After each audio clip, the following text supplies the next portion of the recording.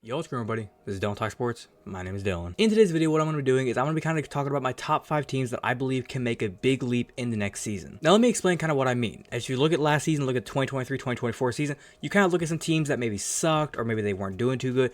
Teams that either were anywhere from just the worst record in the league to about like 6-11, 5-12, maybe even 7-10.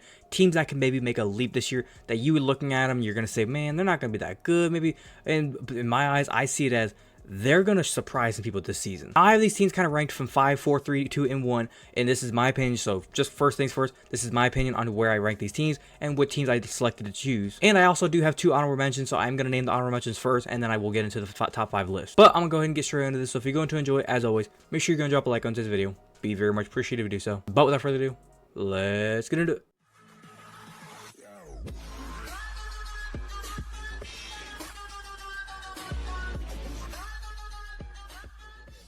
All right, now first up, then this is a weird honorable mention. I realize this team was not really a crappy team last season.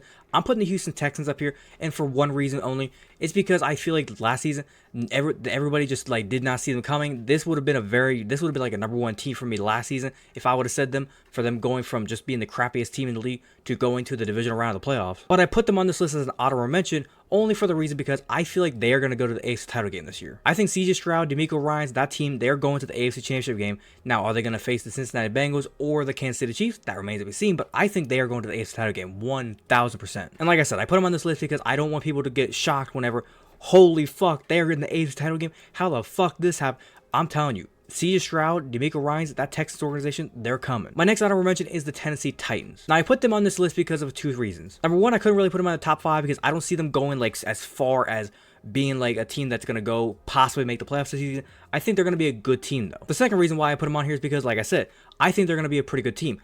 I don't think they're going to be a bad team, but there's a lot of people out there that are saying the Tennessee Titans are going to be like 5-12, 6-11. I think this team has a realistic chance to go 9-8. New head coach Brian Callahan, they got a lot of new pieces in there. They're signing some new weapons. Brian Callahan brought his father, Bill Callahan, over. He's going to be the offensive line coach, and I believe he's possibly going to get a secondary role within the organization or within the team's offense. Defense is going to be a question mark for that team, but I really do think the offense has been the struggle fest for the Tennessee Titans the past couple of years under Mike Vrabel, and now with Brian Callahan in there, the way he's kind of worked with Joe Burrow the past couple of years. Can he teach Will Levis and make Will Levis into a top tier quarterback? Because if Will Levis can go out there and he can develop and Brian Callahan can make him into a top 10 quarterback, this team can be potent. The offense can be humming. And let's just see what happens with the defense. Now let's get into my top 5 list. Starting off with number 5, we have the Washington Commanders. Now I am very high on the Commanders. I like what they're doing. The quarterback, they selected Jayden Daniels. I really like his play. I like the coach Dan Quinn. I like their general manager. I like everything about the organization's going so far. Cliff Kingsbury, the offensive coordinator, I realized he got fired from the Arizona Cardinals as the head coach a couple years ago. That's in the past. We're going to leave it behind. We'll see how he does it as offensive coordinator of the Washington Commanders. I think he can really help this team out. I think the Commanders have a realistic shot to make the playoffs. As a wild card team, I'm going to say that as a wild card team, they could probably make it. Winning the division, they have a shot to do it. That's kind of the reason why I have more on the back end of this list on number 5. If I thought, yes, they're winning this division, Eagles and Cowboys, watch out. I put them up around like number 3 and 2.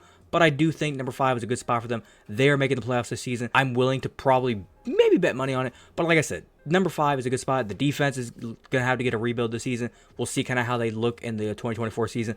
Offense is going to look good with Jayden Daniels. If he can kind of gravitate and pull this offense together, Terry McLaurin still there, Brian Robinson, Austin Eckler, the offensive line. But that's kind of the weak point of the team. If they can fix that, I'm telling you, Commanders are here. Next up, we got the Indianapolis Colts. You saw what the Indianapolis Colts did last season. They were able to almost win their division with Gardner Minshew. Shane Steichen, I'm telling you right now, he's a underrated as fuck head coach. That dude can coach. Anthony Richardson, he got hurt last season. It was, I think, like week 4, week 5, he got hurt. He couldn't play the rest of the season. Now, let's just say Anthony Richardson, last season, he got hurt. So he got to sit the rest of the season. He got to learn the offense, learn the playbook, figure it out. He didn't really get to play that much, but he got at least a few weeks in the beginning to kind of play, learn, and grow. He'd make some errors, and now he gets to come back in year 2, and now he could take all that knowledge he learned from the playbook and even learn from Gardner Minshew, and now he gets to go into year 2 with a fresh slate, and he can go out there and ball. And with the talent of receivers he has around him and running backs, Jonathan Taylor's still there. The defense is looking good. I'm telling you, Anthony Richardson, if he can even do just anything a little bit better than what Gardner Minshew did last season, they can easily make this team as a wild card. Maybe 10-7, 11-6. We'll see how it goes. Coming in at number 3, this is the New York Jets, and I'm saying it now. The New York Jets kind of have to be on this list because you saw how they were last year with Zach Wilson. Oh my God, they were horrible. Now I realize the defense kind of hung them in there. They did have a lot of other quarterbacks, Zach Wilson, Trevor Siemian, and a couple of other guys try to bailed them out a few times. What'd they go, like 6-11, 7-10? They need to get better this season. And with Aaron Rodgers and Robert Saleh, I think is on the hot seat right now. If they don't make the playoffs this season, I don't even think that they really need to win the division. It's just make the playoffs. Oh, Robert Saleh is fired because they have a top 5 defense, possibly the best defense. We'll see how it goes this season. If Aaron Rodgers can go out there and play the way he did in Green Bay, right there is already a top 10 offense. You still got Garrett Wilson as a number 1 receiver. He'll be out there. Breece Hall is going to be a top 10 fantasy yak monster in running back, or at the running back position. The New York Jets made it a focal point to fix the offensive line in the draft. It looks like they might have done it. I think as long as Aaron Rodgers' Achilles is healed up, it's ready to go, the New York Jets can be scary this season. Like I said, can they win the division? It's possible. I don't know if they're going to do it, but I will say this. If they won the division, I wouldn't be shocked. But they are probably going to have to battle with the Bills. We'll see kind of how that goes. Miami Dolphins, what are they going to look like? But I'm telling you, do not be shocked if the New York Jets go out there and are 11-6, hell, even 12-5, winning that division. Coming in number 2, we got the Chicago Bears. The reason why I say Chicago Bears, 2 things. Number 1, everybody from every single sports network you can even think of is saying it. And number 2, they're going to be good. The fact that this team went 7-10 with Justin Fields, and for the horrible roster they put around him, this team's going to be good next season. You go from a team that was 7-10 last season, and you fast forward to this season to where now your receiving core is going to have not just DJ Moore, but Keenan Allen. You add in Roma Aduze. You bring in the new quarterback, Caleb Williams, that everybody's saying is going to be like generational talent. He's the best thing on God's given earth has ever seen. Hell, for God's sakes, people are comparing him to be the next Patrick Mahomes. I don't see it, but we'll see how it goes. They signed DeAndre Swift, the running back from Philadelphia Eagles, as in free agency. The defense is looking really good. Montez Sweat over there. This defense can be, I would say, definitely a top 10 defense. I don't think any better than that, but top 10 can definitely win you a Super Bowl. Am I willing to go right here and say the Chicago Bears are winning the NFC North next season? I don't see it happening though. I think though they can go like a 10-7. I think the Detroit Lions and the Green Bay Packers are still kind of in that boat of winning the division. If I had to say right now, I'd probably say the Detroit Lions are going to win the division. Green Bay Packers are going to be like right there behind, and Chicago Bears maybe like 3rd. But hey, look at the bright side, Bears fans. You're not in last. The Vikings will probably be down there. And coming in number 1, I have the Atlanta Falcons. Now I realize there's all this drama going around with Michael Penix Jr., Kirk Cousins. How are the Falcons going to do this? Are they really already moving on from Kirk Cousins before he's even played a first snap with his team? And I would say this. That is for 2 to 3 years down the road. For right now in the 2024 season, let's look at this. You have Kirk Cousins, top 10, maybe top 15 quarterback, whatever your preference is. You got a terrific, excellent running back in Bijan Robinson. You got a terrific, excellent tight end in Kyle Pitts. Drake London's still there at the wide receiver position, so the offense is just littered with talent. The defense is basically underrated every single year, top 15, maybe top 10 defense almost every single season. And with the Atlanta Falcons addition of the new head coach, Raheem Morris, that defense is going to be legit. And with the way you look at the division, you got the Buccaneers, the Panthers, the Saints, and with the Falcons, the Saints, they're like generationally here these past like 5 to 10 years, like 8-9, 9-8. That's kind of their standard. The Panthers just went what 2-14,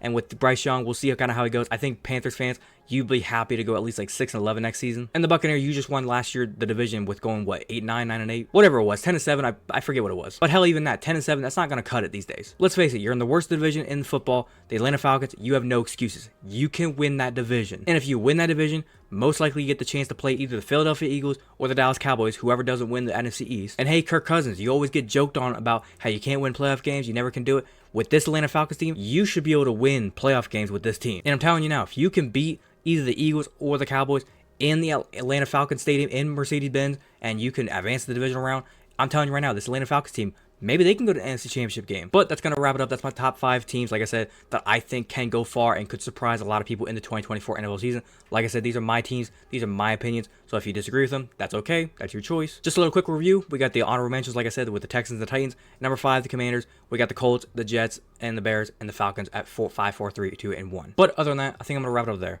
Hopefully you guys did go and enjoy today's video. If you did enjoy, as always, make sure you go and drop a like on today's video. Be very much appreciated if you do so. If you wanted to watch the entirety of today's video, thank you very much. And like I said, if you have an opinion, do you think number 1 should not have been the Falcons? Do you think a different team, maybe the Texans or the Titans? I have our honorable mentions. Should they not even be on this list? Should they maybe be up in the top 5? Whatever your opinion may be on my list. If you agree or disagree with anything on here, and you want to go ahead and leave your complete opinion down in the comment section down below, be more than welcome to do so. If you're a fan of the content that I do post here and you want to go and hit that big red subscribe button, feel free to do so, and do not forget to hit that little notification bell to be notified second to post. But without further ado, this has been Dylan Talk Sports. Have a great day. Peace.